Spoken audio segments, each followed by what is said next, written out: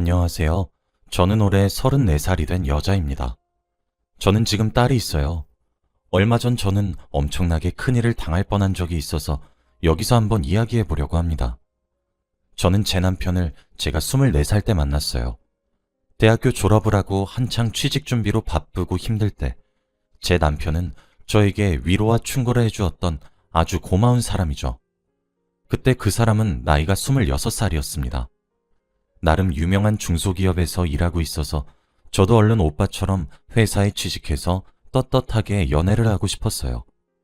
저는 항상 밥도 얻어먹고 데이트 비용도 다 오빠가 내줘서 너무 미안했지만 취직만 하면 다 갚을 거라고 했죠. 결국 저는 3년 동안의 취업 준비를 하다가 27살에 대기업에 취직을 하게 되었어요. 아직도 그때 회사 합격 날이 잊혀지지 않습니다. 합격한 순간에 저는 3년 동안 고생한 기억들이 머릿속에서 주마등처럼 지나갔어요.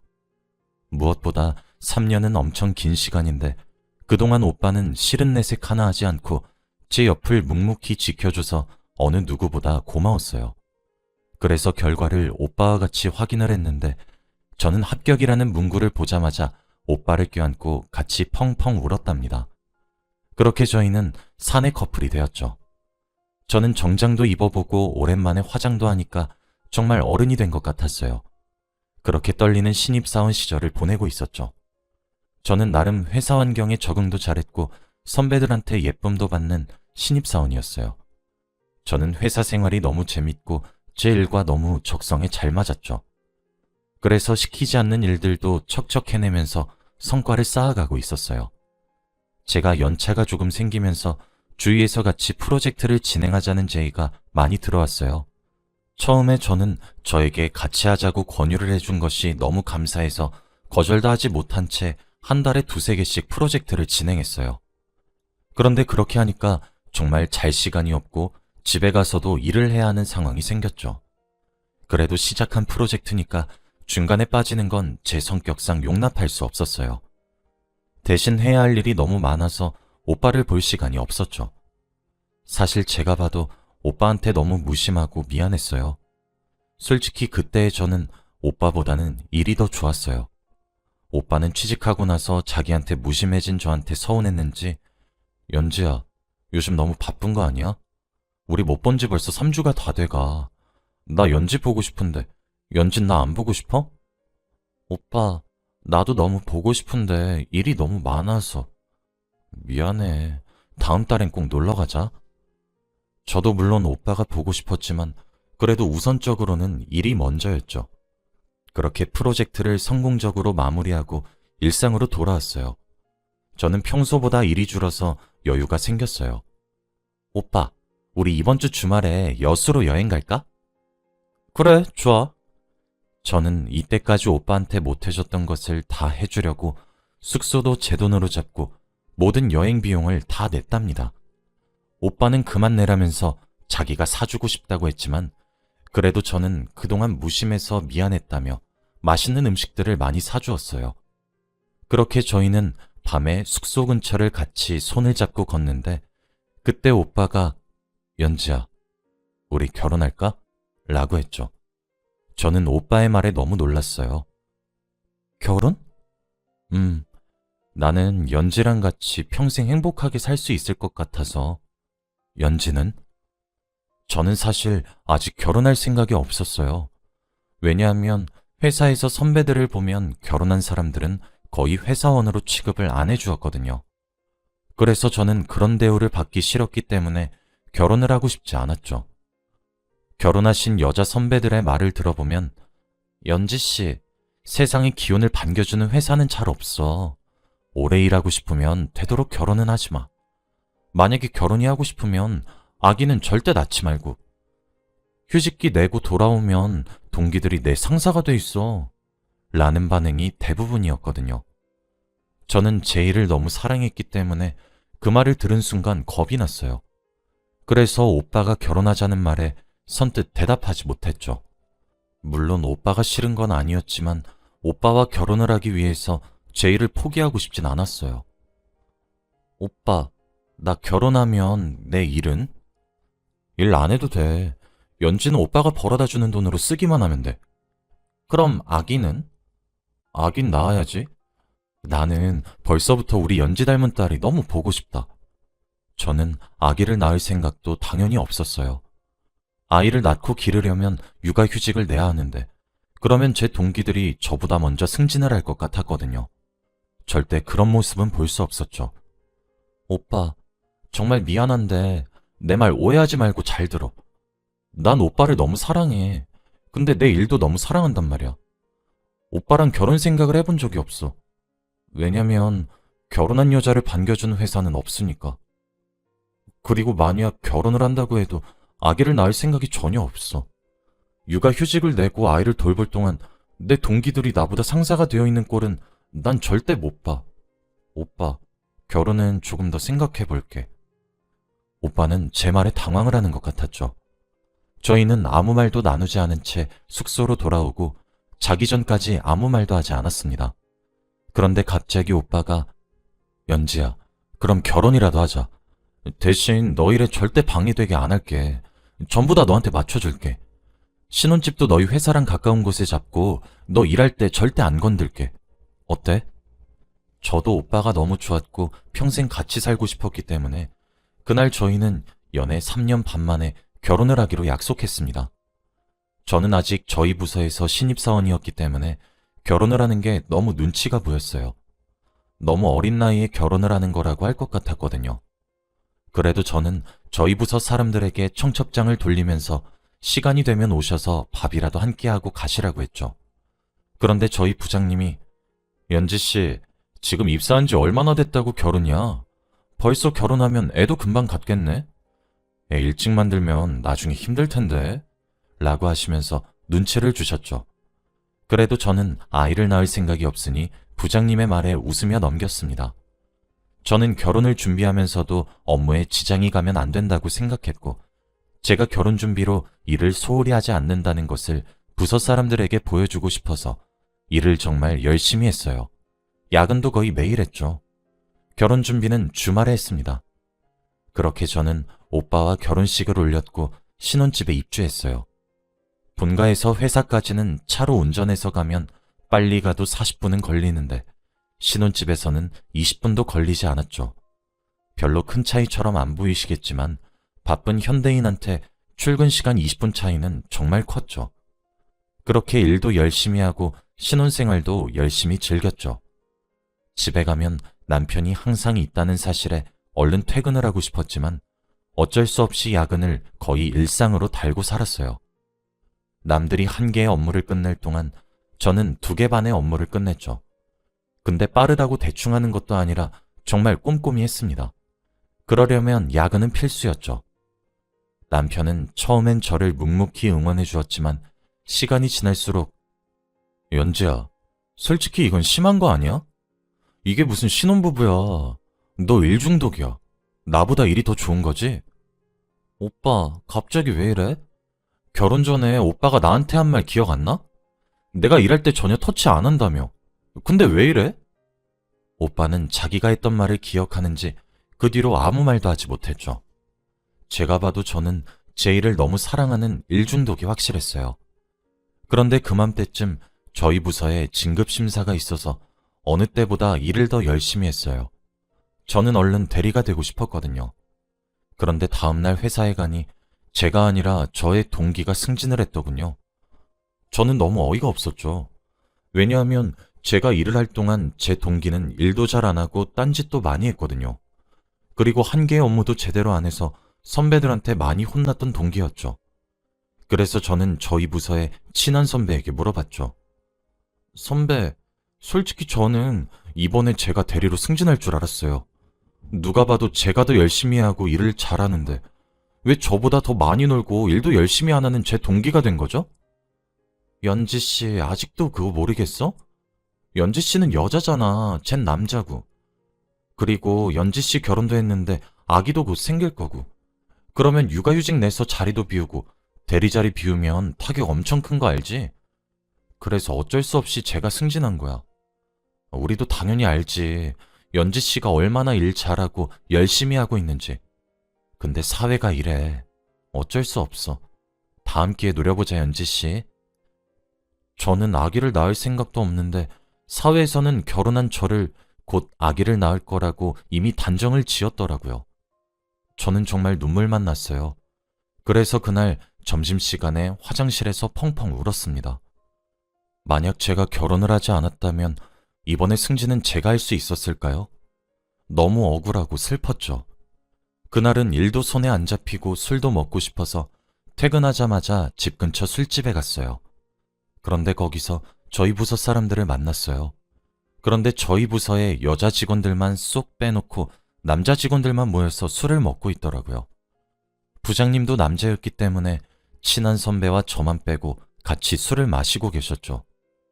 아마도 제 동기의 승진 축하 파티를 하는 것 같았어요.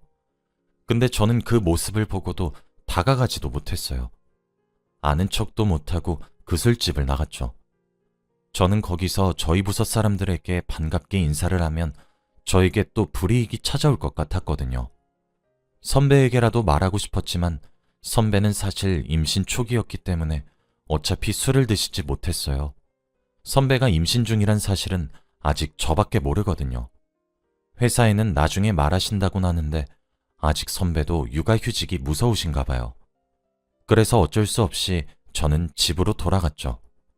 남편에게 하소연을 하니 제 편을 들어주었습니다. 하지만 저는 남편의 위로가 도움이 되지 않았어요. 어차피 내일부터는 반말을 쓰던 동기에게 존댓말을 해야 하기 때문이죠. 그래서 저는 다음 승진 기회를 잡기로 하고 더욱 악착같이 일을 했습니다. 저희 회사는 성과를 많이 이룰수록 승진을 할 수 있는 기간이 짧아져요. 그래서 저는 최대한 많은 업무와 프로젝트를 해서 성과를 이뤄내야만 했죠. 그래서 저는 다음 날부터 하루도 빠짐없이 야근을 하면서 지냈습니다. 주말엔 물론 집에 있었죠. 하지만 저는 집에서 가만히 있으니 남들보다 뒤처지는 것 같아서 집에서도 노트북을 붙잡고 일을 했어요. 일을 하다가 목이 말라서 냉장고 문을 열었는데 문을 여는 순간 속이 쓰리면서 헛구역질을 했죠. 저는 제발 임신이 아니길 바라면서 테스트기를 했어요. 그런데 결과는 임신이었습니다. 병원에 가보니 아직 초기래요. 그런데 남편은 너무 좋아했어요. 연지야, 우리한테 드디어 아기가 생기는 거야? 라면서요. 저는 솔직히 말해서 아직 아이를 갖고 싶은 마음이 없었어요. 아직 저에게는 올라가야 할 계단이 너무 많은데 아기를 낳으면 저는 올라가는 계단을 포기해야 하거든요. 하지만 저는 이를 포기할 생각이 없었습니다. 오빠, 우리 아직 마음의 준비가 안 되지 않았나? 아직 너무 일러. 그리고 우리 아기는 계획이 없었잖아. 나 지금은 승진하는 게 먼저야. 미안해.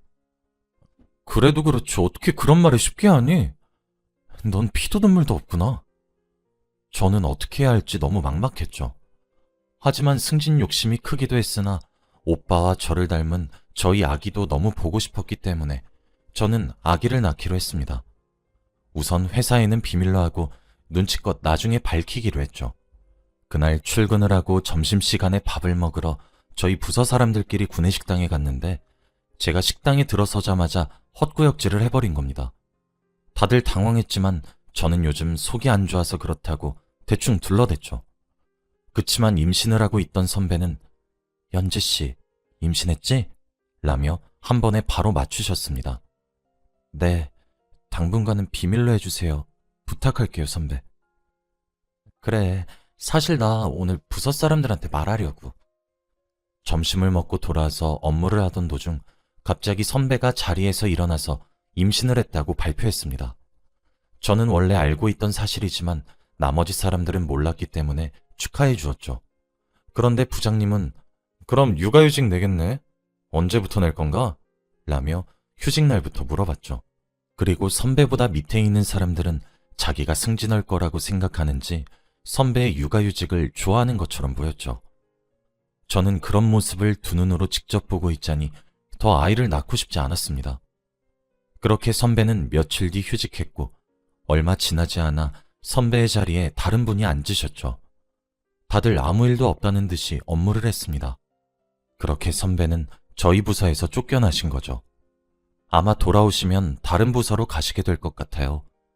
그런데 선배는 어느 정도 연차가 있으셔서 그나마 나은 것이었죠. 저 같은 신입사원은 그렇게 될 리가 없었어요. 저는 시간이 지날수록 배가 불러왔기 때문에 어쩔 수 없이 부장님께 말씀드리고 육아휴직을 냈습니다. 자리를 정리하는데 정말 눈물이 났어요. 제가 힘들게 입사했는데 아기 때문에 이렇게 되다뇨. 그래도 저는 휴직기가 끝나면 아기를 베이비시터에게 맡길 생각이었기 때문에 금방 돌아오려고 했죠. 그렇게 짐을 싸고 아기한테만 집중했어요. 남편도 제가 먹고 싶은 건 몇 시간이 걸려도 가서 사와주고 매일 태교도 해주면서 정말 잘해주었죠. 그렇게 저는 출산을 하고 아기가 조금 자라면서까지 제가 키웠습니다. 그렇게 아기가 2살이 되면서 저도 회사에 복귀를 하기 위해 베이비시터를 고용했죠. 그렇게 저는 다시 회사로 돌아갔습니다. 다행히 저는 다른 부서에 대리로 들어갈 수 있었어요. 바뀐 업무가 처음엔 적응이 안 되었지만 제 동기들이 저보다 더 높은 직급에 있는 모습을 보고 오기가 생겨서 더 열심히 했죠. 초심을 되찾기 위해 정말 하루도 빠짐없이 야근을 했어요. 베이비시터분도 원래 근무 시간보다 더 오래 일을 했죠. 처음에는 남편과 둘이 있는 게 어색하지 않을까 싶었지만 그래도 다행히도 둘이 또래여서 말도 잘 통하는 것 같더라고요. 그래서 남편이 심심하지 않겠다는 생각에 저는 더 열심히 일을 했어요. 이번 부서는 부장님께서 여자분이셔서 저번 부서보다 더욱더 수월하게 일을 할 수 있었죠.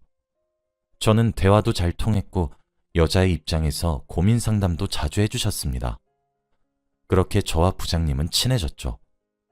저는 야근도 줄어들었고 성과도 좋게 봐주셔서 승진도 잘 됐죠. 저는 승진한 날 남편과 함께 축하 파티도 하고 오랜만에 분위기도 내볼 겸 와인을 사서 남편 몰래 집으로 갔죠. 오늘은 베이비시터도 늦게까지 일을 하지 않는 날이라 남편과 단둘이 있을 수 있었어요. 그렇게 저는 기대감을 잔뜩 품고 집 현관문 비밀번호를 누르고 들어갔어요. 그런데 집에는 아무도 없었어요. 하지만 신발장에 베이비시터의 신발이 있었죠. 아직 퇴근을 안 했나 싶어 남편과 베이비시터를 불렀지만 아무도 대답을 하지 않았어요. 그런데 작은 방에서 아기 울음소리가 들리더라고요. 방문을 열어보니까 아기 혼자서 방에서 울고 있더라고요. 아기가 우는데도 봐주지도 않는 베이비시터와 남편에게 화가 나서 방문들을 다 열었는데 베이비시터가 안방에서 이 집의 안주인 마냥 행세하고 있는 겁니다. 연지야, 왜 이렇게 빨리 왔어? 일찍 온다는 말 없었잖아. 오빠, 그게 지금 말이라고 해? 둘이 뭔 사이야? 내가 없을 동안 둘이 이러고 살았니? 근데 연지야, 네가 먼저 나한테 소홀히 했던 건 맞잖아. 넌 나를 남편으로 생각도 하지 않으면서 내가 다른 여자랑 누워있으니까 질투는 나나 봐. 네가 처음부터 나를 남편 취급해줬으면 나도 이러지도 않았어. 솔직히 내가 이 여자랑 이렇게 된 게 네 책임도 있어.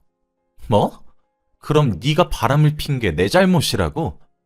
말 똑바로 해. 난 네가 결혼 전부터 내 일에 터치 안 한다고 해서 결혼한 거고 아기도 안 낳으려고 했는데도 네가 낳아서 해서 낳은 거야. 아, 아기? 그거 사실 내가 일부러 한 거야. 그러면 네가 집에 조금 더 붙어 있을 줄 알았는데 아기를 낳아도 넌 회사에 미쳤더라? 일이 그렇게 좋으면 나랑 왜 사냐? 저는 남편의 당당함에 더 화가 났죠. 베이비시터는 저를 보고도 제 집에서 나가지도 않더군요. 저는 제 딸을 안고 당장 그 집에서 나왔어요. 본가로 돌아갔죠. 저는 부장님과 워낙 친한 사이라서 얘기를 다 하니까 일 조금만 쉬라면서 휴가를 주시더라고요. 그래서 저는 휴가 기간 동안 남편에게 이혼 서류를 청구했습니다. 알고 보니 그 베이비시터도 정식 베이비시터가 아니었어요. 그냥 돈을 벌고 제가 다른 사람들보다 돈도 많이 주니까 돈에 미쳐서 온 아기는 전혀 돌보지 못하는 여자더군요. 그런데 제 남편과 바람을 피다뇨. 그래서 저는 그 베이비시터에게 상간녀 소송을 걸고 남편에게도 이혼 소송을 걸었습니다. 저는 위자료를 최대한 많이 받아오려고 노력했습니다. 그 후 저는 한동안 본가에서 살기로 했어요. 이제는 더 이상 베이비시터를 못 믿겠더라고요. 다행히 저희 딸은 저희 부모님께서 키워주시고 계세요. 저는 예전만큼 일을 많이 하지 않아요. 야근도 줄이고 퇴근을 하면 아기와 같이 시간을 많이 보내려고 해요. 일도 중요하지만 제 딸은 일보다 더 중요했거든요. 제 사연은 여기까지입니다.